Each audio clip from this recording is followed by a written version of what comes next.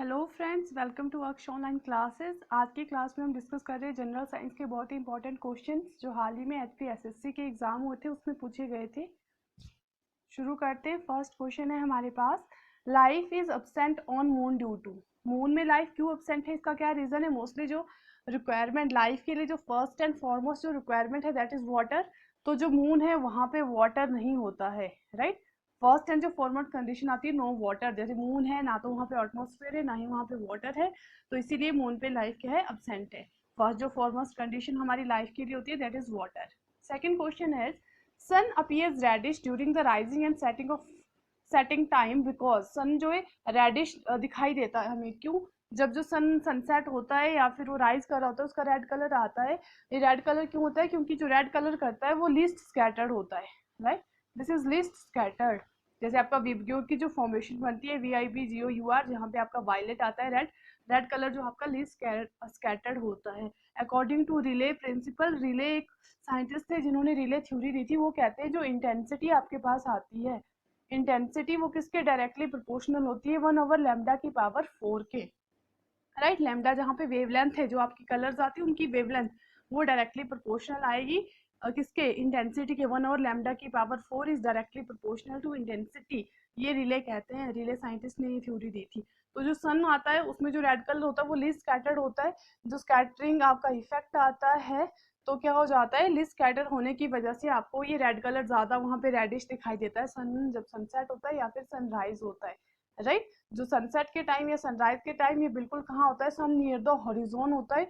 और जो लाइट आती है आपका नियर द हॉरिजॉन, पूरा हॉरिजॉन के नियर आता है जब सनराइज हो रहा होता है या सनसेट हो रहा होता है। और जो लाइट होती है वो लॉन्गर पार्ट ट्रेवल करती है जिसकी वजह से वो हमें रेड कलर का दिखाई देता है। और इसका मेनली रीजन आता है due to scattering of light, right. अगर मेन रीजन जो आपका पूछा जाए दैट इज स्कैटरिंग, किसकी वजह से होता है?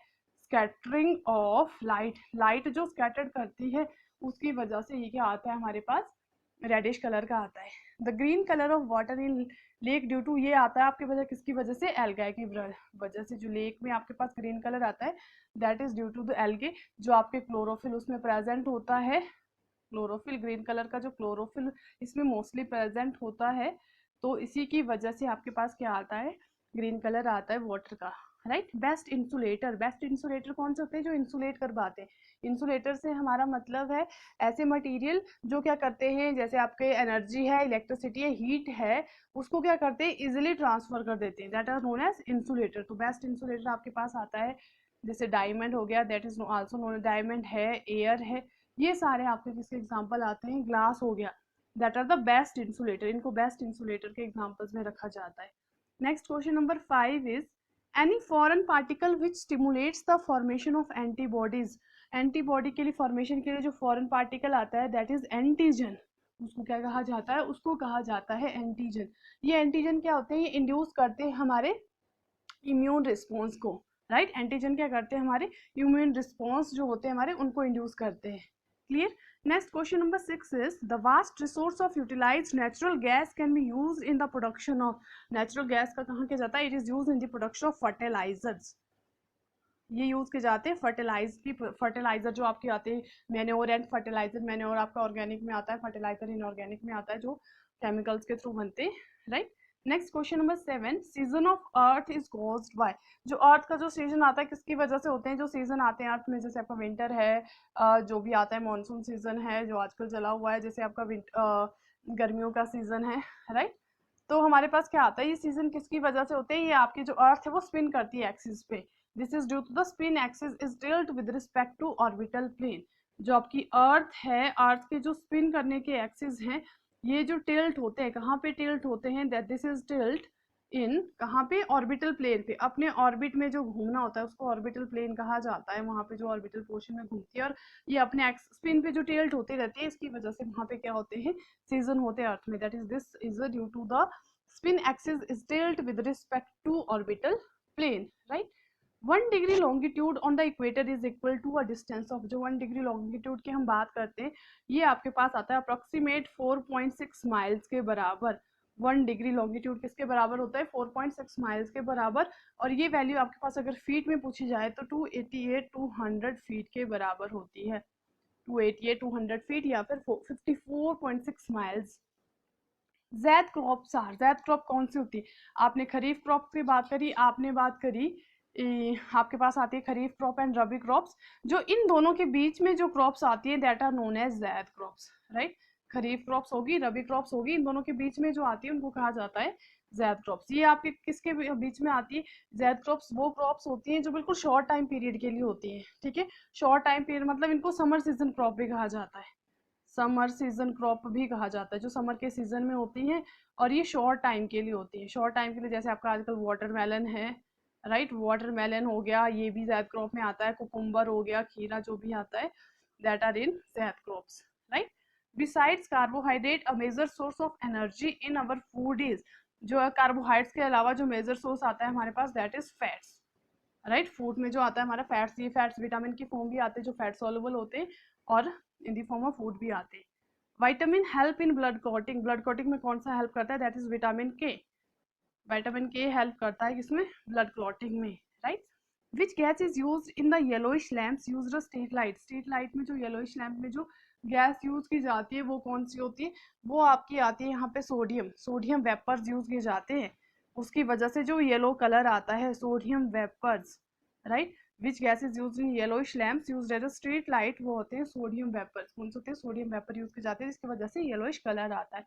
Next question is main cause of energy radiated from sun, sun से जो एनर्जी हमें मिलती है इन दी फॉर्म ऑफ किसकी फॉर्म में मिलती है? रेडिएशन की फॉर्म में मिलती है, फर्स्टली ये हमें पता है। और रेडिएशन जो होता है सन में जो मेन आता है reason that is nuclear fusion, this is nuclear fusion. एक आपका फ्यूजन होता है जो बाइनरी फ्यूजन आपने पढ़ा होगा, दूसरा होता है न्यूक्लियर फ्यूजन। तो ये किसकी वजह से होता है? न्यूक्लियर फ्यूजन की वजह से। फोर्थ स्टेट ऑफ मैटर, अभी तक आपने मैटर की 3 स्टेट्स के बारे में पढ़ा, solid, liquid and gas, right. जो फोर्थ स्टेट आती है दैट इज प्लाज्मा, उसको कहा जाता है प्लाज्मा। एक और आपकी और स्टेट होती है fifth state that is BEC. Fourth plasma आती है जो हाईली एनर्जेटिक होती है, आयनाइज्ड गैसेस की फॉर्म में होती है। और जो बीईसी आते हैं that is Bose Einstein condensate, इसको बोस आइंस्टाइन कंडेंसेट कहा जाता है। और ये आपका होता है प्लाज्मा, प्लाज्मा मतलब जो आयनाइज्ड गैसेस की फॉर्म में होती है और हाईली एनर्जेटिक पार्टिकल्स इसमें आते हैं। और बीईसी आपका होता है Bose Einstein condensate. Diamond is an allotropic form of, diamond किसकी एलोट्रोपिक फॉर्म है? It is allotropic form of carbon. और मोस्टली जो कंपाउंड बने होते हैं वो कार्बन के, सबसे ज्यादा अभी तक के कंपाउंड जो बने हैं वो कार्बन के बने हैं। Heavy water is due to, heavy water is, heavy water क्या है? हैवी वाटर आपका कहा जाता है D2O को। D2O आपके पास क्या होता है? It is deuterium oxide, deuterium oxide. ये आपका एज ए मॉडरेटर भी होता है, मॉडरेटर भी काम करता है। आपके पास आता है कि मॉडरेटर, मॉडरेटर क्या करते हैं? जो मॉडरेट कर देते हैं किसी भी फंक्शनिंग को दैट इज मॉडरेटर। मॉडरेटर में भी D2O का यूज किया जाता है जिसको हैवी वाटर कहा जाता है। हैवी वाटर का फार्मूला होता है D2O, deuterium oxide. Laparoscopy is connected with, laparoscopy आपने सुना होगा जब भी मेडिकल सर्जरी की बात होती है वहां पे लेप्रोस्कोपी का नाम आता है। ये एक इंस्ट्रूमेंट है जो मेडिकल सर्जन यूज करते हैं, लेप्रोस्कोपी, लेप्रोस्कोप, राइट। इसकी हेल्प से क्या किया जाता है? लेप्रोस्कोपी की हेल्प से जो गायनाकोलॉजिस्ट होते हैं वो ऑपरेशंस करते हैं। मतलब इससे क्या हो जाते हैं, इनर जो आपके आते हैं एबिडोनोमल, एबिडोमिनल जो होता है उसमें वॉल में ये थ्रू किया जाता है, इंटरसेक्ट किया जाता है। तो इसको यूज करते हैं एज अ, कहाँ पे? ऑपरेशंस में। कहाँ पे? गायनाकोलॉजिस्ट मोस्टली यूज करते हैं इसको, गायनाकोलॉजिस्ट यूज करते हैं इसको, लेप्रोस्कोप को ऑपरेशंस में होता है ये। ऑपरेशंस में लेप्रोस्कोपी उसको कहा जाता है, जैसे आपने सुना उसकी लेजर के थ्रू, मतलब उस टाइप के ये इंस्ट्रूमेंट होता है लेप्रोस्कोप जिससे ऑपरेशंस किए जाते हैं। मतलब बिना काटे हुए जो ऑपरेशन होते हैं चीर फाड़ के, उसको कहा जाता है लेप्रोस्कोप, लेप्रोस्कोपी से वो होते हैं, ठीक है। Next is existence on moon is not possible because, moon में एग्जिस्टेंस पॉसिबल नहीं है। इसका मेनली रीजन क्या है? अभी हमने बात करी कि मून में पॉसिबल नहीं है क्योंकि ना तो वहाँ पे एटमोसफेयर है ना ही वाटर है। जो लाइफ के लिए सबसे नेसेसरी कंडीशंस होती है क्या होती है? Atmosphere and water. जो यहाँ पे ये अर्थ में ये पॉसिबल है इसलिए वहाँ पे लाइफ है, जहाँ पे ये पॉसिबल नहीं है तो वहाँ पे लाइफ भी पॉसिबल नहीं है, right. Moon is showing its same face to earth because, moon अपना सेम फेस क्यों बताता है? सेम फेस का मतलब है क्यों, सेम फेस का क्या मतलब है? Moon is showing its same face to earth, moon अपना सेम फेस ही अर्थ को क्यों बताता है? Because its rate of spin is tidally locked, क्या है इसका? Its rate of spin, its rate of spin is tidally locked, its rate of spin is tidally locked, इसका rate of spin क्या है? tidally locked, so that it's synchronized with its rate of revolution, right।